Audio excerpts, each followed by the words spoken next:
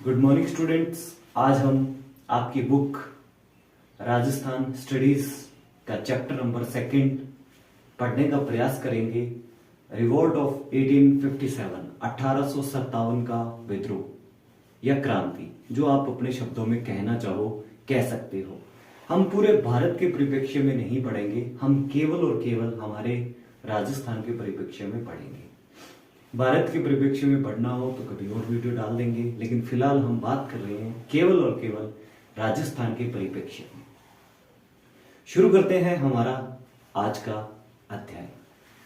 देखिए, राजस्थान में अगर मैं बात करूं 1857 की क्रांति, तो वो 28 मई 28 मई 1857 को शुरू हो गई थी। लेकिन अगर मैं पूरी क्रांति आपको वैसे ही पढ़ाऊं, ये हुआ था, इसने अटैक किया, वो किया, तो वो कहीं ना कहीं बेमानी होगी। आपको पता भी नहीं चलेगा कि कारण क्या थे। कहीं भी रिवोल्ट हुआ है या कुछ हुआ है, कोई बच्चा आईएएस बना है, कुछ भी बना है, तो कुछ तो कारण रहे होंगे ना। क्या कारण है जिन कारणों से ये रिवोल्ट हुआ? तो सबसे पहले हम जो भी रीजन्स थे उन रीजन के ऊपर हम डिस्कशन करेंगे। देखिए, एक रीजन तो कहा जाता है कि पॉलिटिकल रीजन था, राजनीतिक कारण। एक सबको पता होगा डॉक्ट्राइन ऑफ लैप्स डलहौजी लेके आए थे। व्यापक सिद्धांत क्या करते थे, किसी राज्य में अगर उत्तराधिकारी नहीं है तो उस राज्य को हड़प लेते थे। ये नीति लेके आए थे लॉर्ड डलहौजी ये नीति लेके आए थे। इसके तहत उन्होंने सतारा, संबलपुर, जैतपुर, भगत, मैसूर, नागपुर, झांसी और सबसे लास्ट में अवध पे कब्जा कर लिया था। इसी तरीके से उन्होंने काफी रियासतों पे कब्जा किया। तो एक कारण वो मान सकता हूं मैं, लेकिन वो भारत के परिप्रेक्ष्य में था। अगर मैं राजस्थान के परिप्रेक्ष्य में देखूं तो आप सभी ने, हम पिछले अध्याय में पढ़ चुके थे कि 1880 आते आते तक, सिरोही को छोड़कर 1823 में हुआ था, बाकी सभी राजाओं ने धीरे धीरे अंग्रेजों के साथ संधियां कर ली थी, समझौते कर लिए थे। अब क्या हुआ? संधियां करने के बाद सबसे पहला था कि कंपनी जो थी, ब्रिटिश इंडिया जो कंपनी थी, ईस्ट इंडिया कंपनी उसने राज्यों के आंतरिक मामलों में हस्तक्षेप करना शुरू कर दिया। आंतरिक मामले जैसे घर के जो झगड़े हैं उनमें भी कंपनी ने अपना हस्तक्षेप निभाना शुरू कर दिया। ठीक है, सहायक जो संधियां की थी उसकी अनदेखी करनी शुरू कर दी। जैसे 1839 में जोधपुर के किले पे अटैक करके जोधपुर के किले को अटैक किया। ठीक है, उसके अलावा 1826 में जैसे अलवर को 2 भागों में बांट दिया। 1826 में भरतपुर के लोहागढ़ दुर्ग को डिस्ट्रॉय कर दिया उन्होंने। 1844 में बांसवाड़ा की जो किंग थे लक्ष्मण सिंह, उनको ये कहकर गद्दी से उतार दिया कि अभी ये नाबालिग हैं, अभी ये एज नहीं हुई इनकी, 18 प्लस नहीं हुए हैं। तो ऐसे करके कंपनियों ने बहुत सारे पॉलिटिकल इंटरफेरेंस हर स्टेट के अंदर किए। मेवाड़ के अंदर तो उनका बहुत ज्यादा इंटरफेरेंस था। इस वजह से पहला रीजन तो उसका हो सकता है पॉलिटिकल रीजन। सेकंड रीजन की अगर मैं बात करूं तो था सोशल रीजन। देखिए, बुक में नहीं दिया हुआ, लेकिन फिर भी समझने का प्रयास कीजिए कि आम जनता उनके साथ क्यों जुड़ी। राजाओं का मैं समझ पा रहा हूं कि उनके अधिकारों का हनन किया गया, उनकी बनाई गई नीतियों के खिलाफ गए, उनकी मदद नहीं की। और जैसे आपकी बुक में भी दिया हुआ है, मांगरोल का जो युद्ध हुआ था उसमें कोटा महारावल के विरुद्ध जाकर दीवान जालिम सिंह की मदद की थी अंग्रेजों ने, तो उनका समझ में आता है। लेकिन आम पब्लिक इस रिवोल्ट में क्यों कूदी? देखिए, सबसे बड़ी चीज तो है हमारी सती प्रथा। एक, मैं मानता हूं कि ये गलत चीज थी, लेकिन उस समय के समाज को इसको सही मानते थे और सती प्रथा का अंग्रेजों ने विरोध किया था, अंग्रेजों ने खत्म की थी। तो वो भी एक विलियम कैरी ने आवाज उठाई थी और सती प्रथा को बंद करने का काम अंग्रेजों ने किया था, जिस वजह से भी हमारे भारतीय उनसे नाराज हुए। कन्यावध, कन्याओं को मार देने की परंपरा थी, उस पर भी उन्होंने रोक लगाई। तीसरा, एक डाकन प्रथा चल रही थी, किसी भी महिला को डाकन कहकर उसको गांव के बीच में जला दिया जाता था, उसके साथ अन्याय किया जाता था। ये सारी प्रथाएं अंग्रेजों ने धीरे धीरे बंद कर दी। तो कुछ लोगों का विद्रोह उसके प्रति भी था। फिर बात आती है रिलीजियस, धार्मिक कारण। धार्मिक कारण की अगर मैं बात करूं तो ब्रिटिश इंडिया ने 1833 का चार्टर्ड एक्ट पास करके ईसाई मिशनरियों को ये इजाजत दे दी थी कि आप भारत में जाकर धर्म प्रचार कीजिए।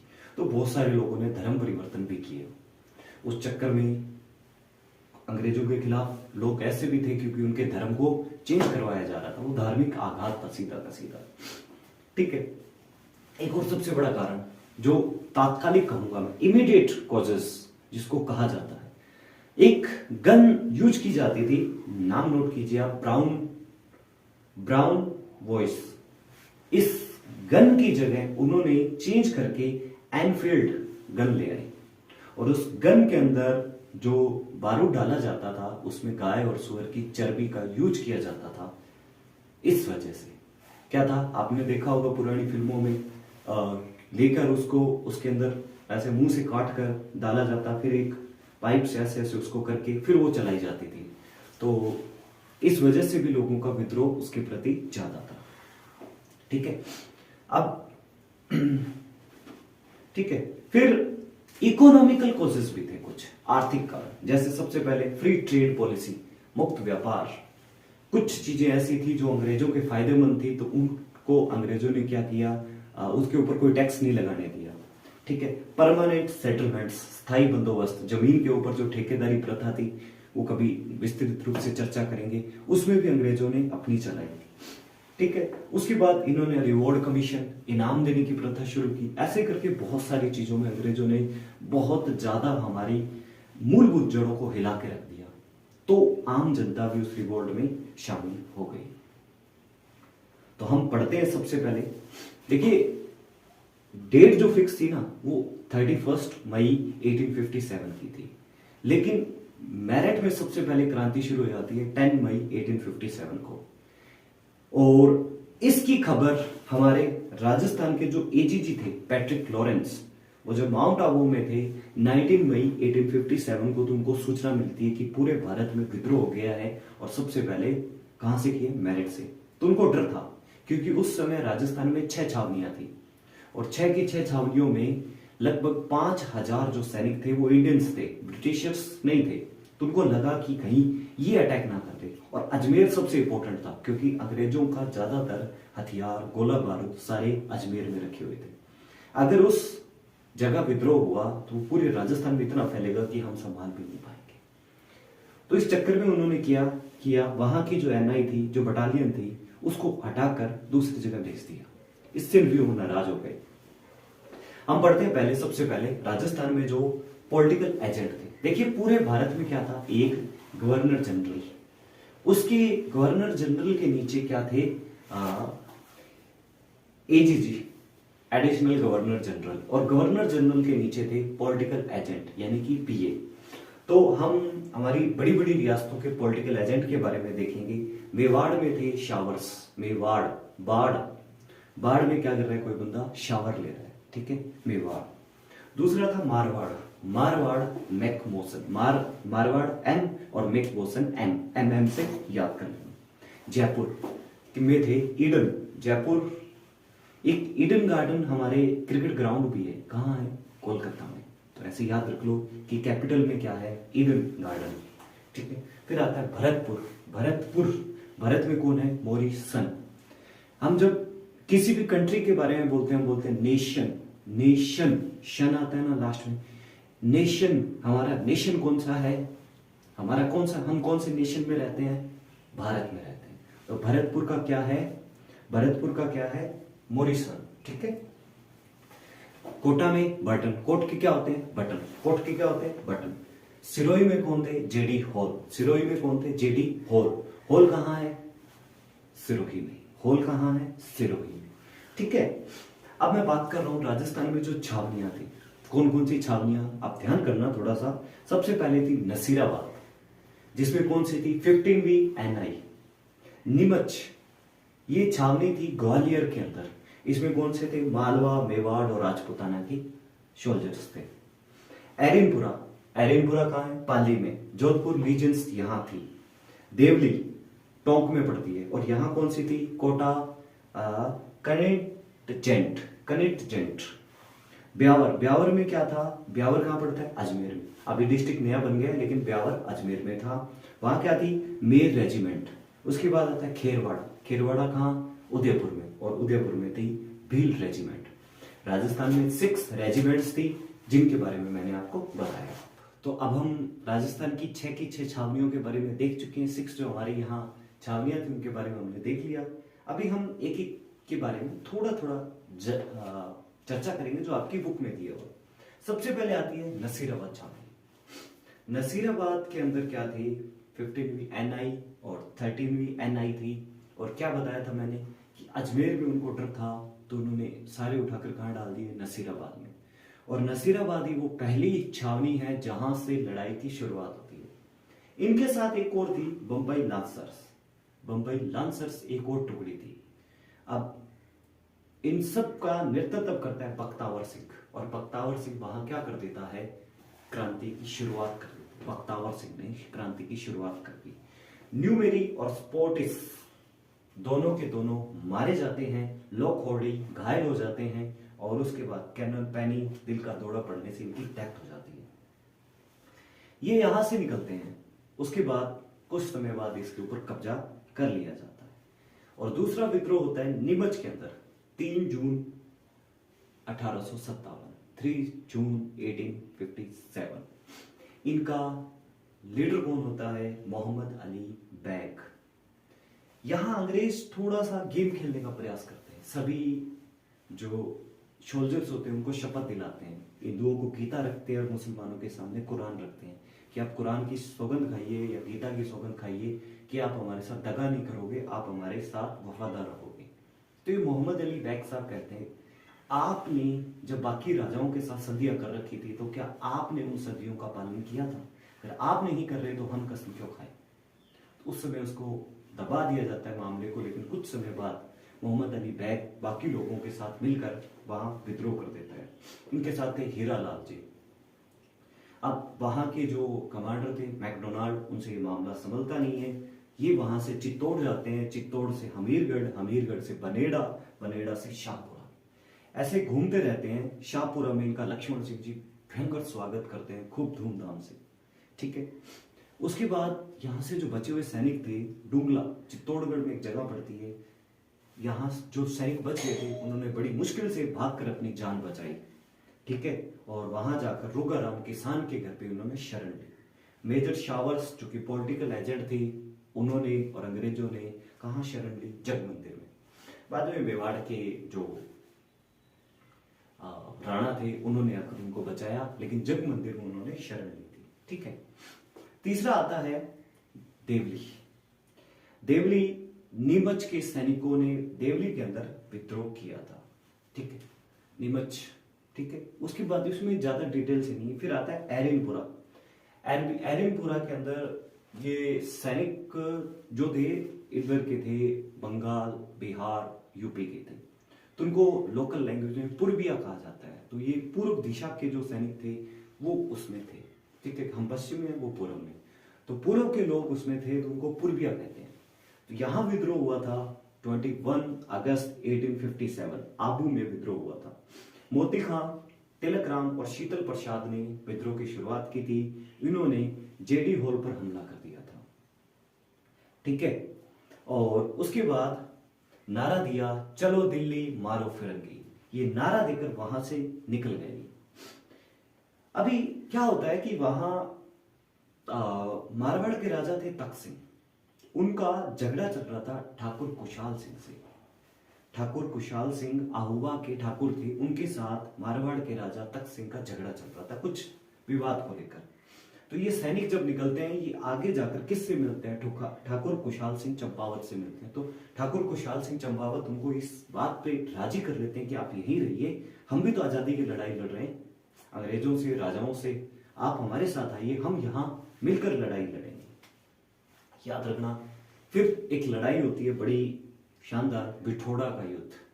बिठोड़ा का युद्ध में कैप्टन हिक्कोट, कुशल राज सिंह भी, ओनओड सिंह पवार ये मारे जाते हैं, और कुशाल सिंह और उनके साथी इस लड़ाई को जीत जाते हैं।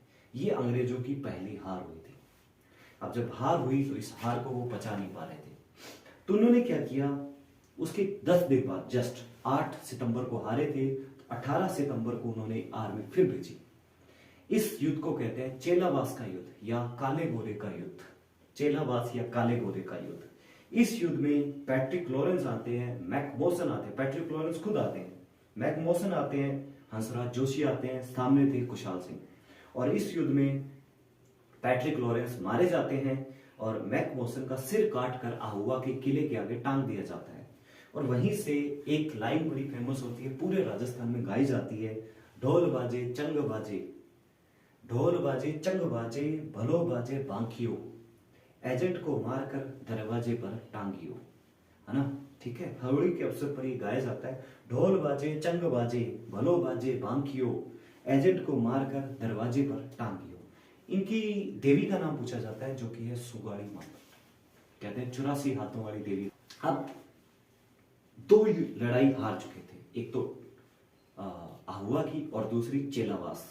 तो अंग्रेज अब बहुत ज्यादा आत्मसम्मान की लड़ाई लेकर चल रहे थे। उधर से जो पूर्व के जो सैनिक आए हुए थे वो भी उनको छोड़कर अब दिल्ली जा चुके थे। तो कुशाल सिंह अकेले पड़ जाते हैं और कुशाल सिंह के खिलाफ फिर लड़ाई लड़ी जाती है आहुआ में, और जिसमें ब्रिगेडियर होम्स आते हैं कुशाल सिंह के खिलाफ। ठीक है, और इसके अंदर कुशाल सिंह जी पकड़े जाते हैं और पकड़े जाने के बाद इनके ऊपर एक जांच आयोग बैठाया जाता है, टेलर आयोग। और टेलर आयोग कुशाल सिंह जी को निर्दोष साबित करके छोड़ देता है। ठीक है, उसके बाद अगर मैं बात करूं राजस्थान का सबसे सुनियोजित और सुसंगठित और सबसे मजबूत कोई विद्रोह रहा था तो कोटा का रहा था। कोटा की बात मैं करूं तो महाराजा राम सिंह वहां के थे, और हमने पहले भी पढ़ा था वहां का पॉलिटिकल एजेंट कौन था, बर्टन।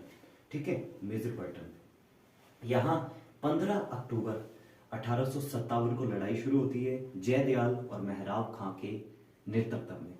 जयदयाल साहब वकील थे और मेहराब खां करौली के रिसालदार थे। रतनलाल, जियालाल, नारायण भवानी, ये बहुत सारे लोग इनका साथ देते हैं। मारे जाते हैं captain Burton, Frank Arthur, doctor Sadler Cottam, Devilal, ये सारे लोग मारे जाते हैं। राम सिंह जी को कहते हैं 6 महीने तक नजरबंद करके उनके घर में रखा गया था, फोर्ट से बाहर नहीं निकलने दिया गया था। मथुराधीश मंदिर के महंत कन्हैयालाल गोस्वामी के माध्यम से विद्रोही राम सिंह में समझौता करवाया गया और 9 शर्तें रखी गई। हालांकि बाद में क्या होता है कि करौली के राजा मदनपाल की मदद से अंग्रेज जीतने में कामयाब रह जाते हैं और मदनपाल जी को 13 से बढ़ाकर 17 तोपों की सलामी दी जाती है और कोटा की सलामी घटा दी जाती है, क्योंकि कोटा में राम सिंह जी कंट्रोल नहीं कर पाया था ना, इस वजह से। ठीक है, अब विद्रोह तो पूरे राजस्थान में बहुत सारे हुए हैं, हल्के हल्के कई जगहों। अपने बीकानेर से सरदार सिंह जी तो उनकी मदद करने अपने ये सिरसा तक गए थे। ऐसे करके बहुत सारे विद्रोह हुए थे, लेकिन आपकी बुक में तो बहुत कम है। टोंक के अंदर भी हुआ था, आपकी बुक में उतने ही हैं जितने मैंने आपको बता दिए। फिर लास्ट में आता है परिणाम, रिजल्ट। हम हारे क्यों, हम हारे क्यों? सबसे बड़ी बात ये थी हारने की, हम संगठित होकर नहीं लड़े थे कि ज्यादातर राजाओं ने अंग्रेजों का साथ दिया। ठीक है, दूसरा कारण, जब डेट 31 मई की फिक्स थी तो पूरे राजस्थान में या पूरे भारत में अलग अलग जगह लड़ा गया। अगर एक ही डेट को लड़ते तो शायद अंग्रेजों को संभलने का मौका ही नहीं मिलता और हम आसानी से जीत जाते, है ना। तीसरा सबसे बड़ा कारण, आपस में इनका कोऑर्डिनेशन नहीं था, कम्युनिकेशन नहीं था, ये एक दूसरे से कांटेक्ट नहीं कर पा रहे थे। ये बड़े, हाँ, एक मेजर कारण ये भी हो सकता है कि लीडरशिप का अभाव था। ठीक है, और सबसे बड़े कारण तो यही है। फिर रिजल्ट क्या निकला इसका? अंग्रेजों को इस चीज का एहसास हुआ कि हमें इनको एक अच्छी एजुकेशन, एक अच्छी तालीम देनी चाहिए। तो अंग्रेजों ने इंडियंस को, खासतौर पे राजा और राजा के परिवार वालों को इंग्लिश मीडियम स्टडी देना शुरू किया। ठीक है, राजाओं को उपाधियां देनी शुरू की, टाइटल्स देने शुरू किए, उनको पुरस्कार देने शुरू किए, सामंतों को कुचलने का काम किया, क्योंकि लड़ाई में सबसे ज्यादा योगदान सामंतों का ही था। सामंत ही इससे ज्यादा विद्रोही थे, क्योंकि अंग्रेजों के आने के बाद सामंतों की पावर में कमजोरियां आई थी। राजा सामंतों को पूछ ही नहीं रहा था और यातायात के साधनों में उन्होंने बहुत ज्यादा सुधार किया। होप सो ये वीडियो आपको पसंद आए, आपका चैप्टर अच्छे से समझ आया होगा। इसी उम्मीद और आशा के साथ धन्यवाद।